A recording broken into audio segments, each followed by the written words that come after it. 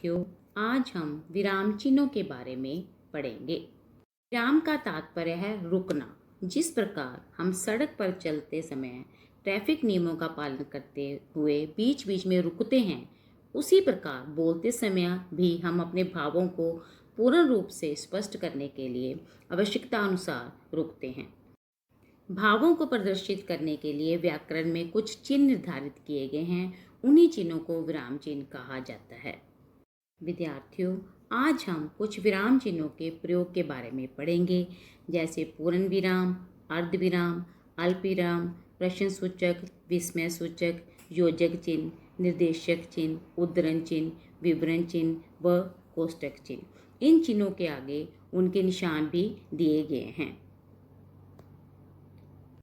सबसे पहले पूर्ण विराम। जहाँ वाक्य पूर्ण होता है वहाँ पर पूर्ण विराम चिन्ह का प्रयोग किया जाता है। जैसे मोहन पुस्तक पढ़ रहा है, वह फूल तोड़ता है। इन वाक्यों के अंत में पूर्ण विराम चिन्ह का प्रयोग किया गया है। अर्ध विराम।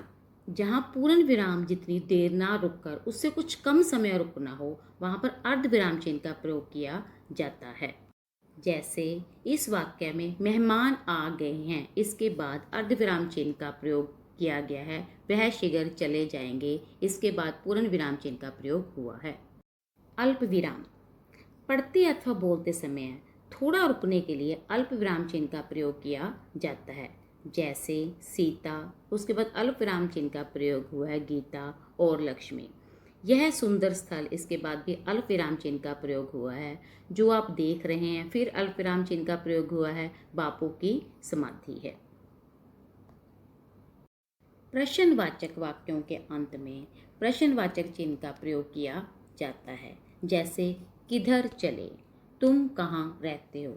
इन वाक्यों में प्रश्न किया गया है और अंत में प्रश्नवाचक चिन्ह का प्रयोग हुआ है।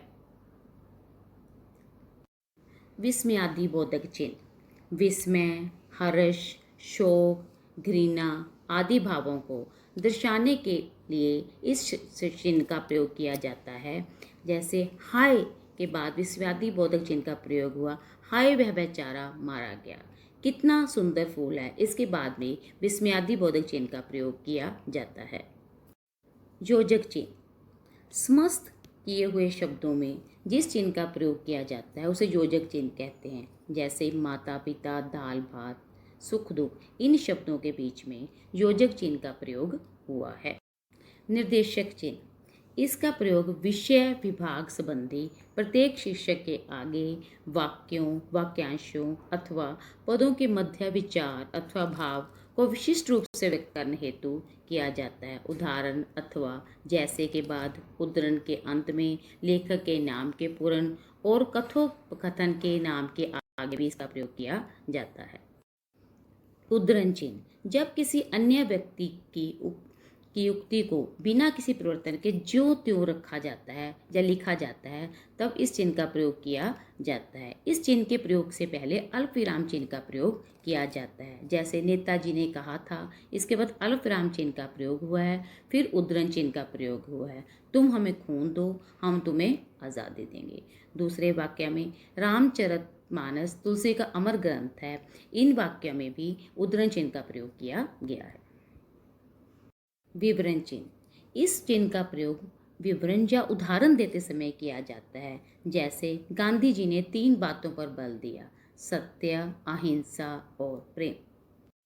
कोष्टक चिन्ह। इस चिन्ह का प्रयोग शब्द का अर्थ प्रकट करने हेतु, क्रमबोध और नाटक या एकांकी में अभिनय के भावों को व्यक्त करने के लिए किया जाता है।